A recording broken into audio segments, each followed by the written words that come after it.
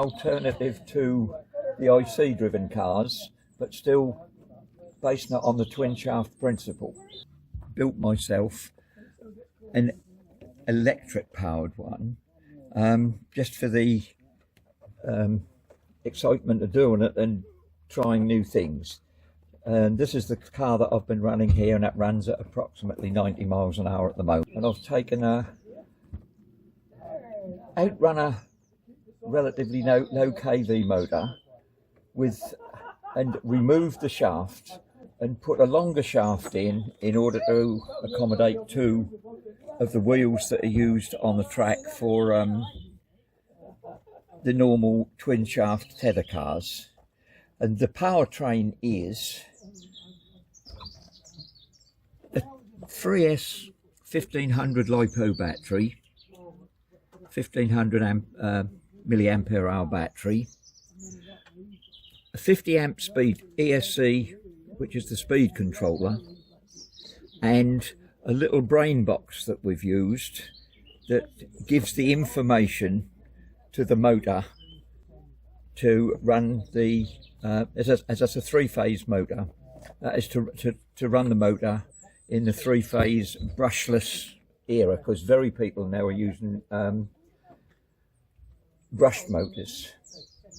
And the chassis is a simple plate of Dural, and everything is attached to that plate. Bearings for the twin shaft, the motor, the battery, the ESC, and the ESC is using the chassis as a heat sink to dissipate the heat that ESCs build up.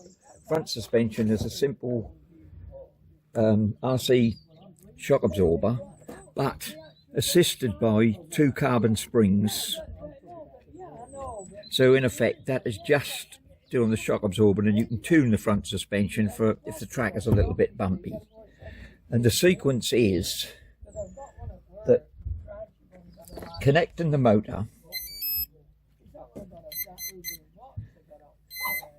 we get a warning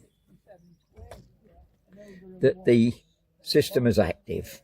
That's all controlled from this little timer here, which is a commercial timer just adapted for this application. When we push the button, AV brushless motor, and brushless motors need a speed electronic switching in order for them to run. There's no brushes in them, that's all electronically switched, and all the switching is done by the ESC. But the ESC is usually run by radio control. People use it in their aircraft, and that controls the speed of the motor. In this instance, not to use radio control, we've incorporated a little timer, electronic timer, that feeds the information into the ESC that would have been fed in from a radio control set. So that little box that you can just see there is the brain for it, and it is programmable. In other words, by little pushes of the button you can program different effects. With this, the flickering lid shows us in standby mode, which means everything's all connected and it's ready to go. By pushing the button, little burst on the motor that says everything's connected and drilled, and flashing light to inform me the time, how many seconds that before it starts, and the run time, which is set. And that's now off and running, up to speed, and after the run, that will ramp down. I don't do it all. That ramps down, and it is now inert. In other words, if I push that button, nothing happens until I reset the machine for safety reasons. Sorry, just nosy.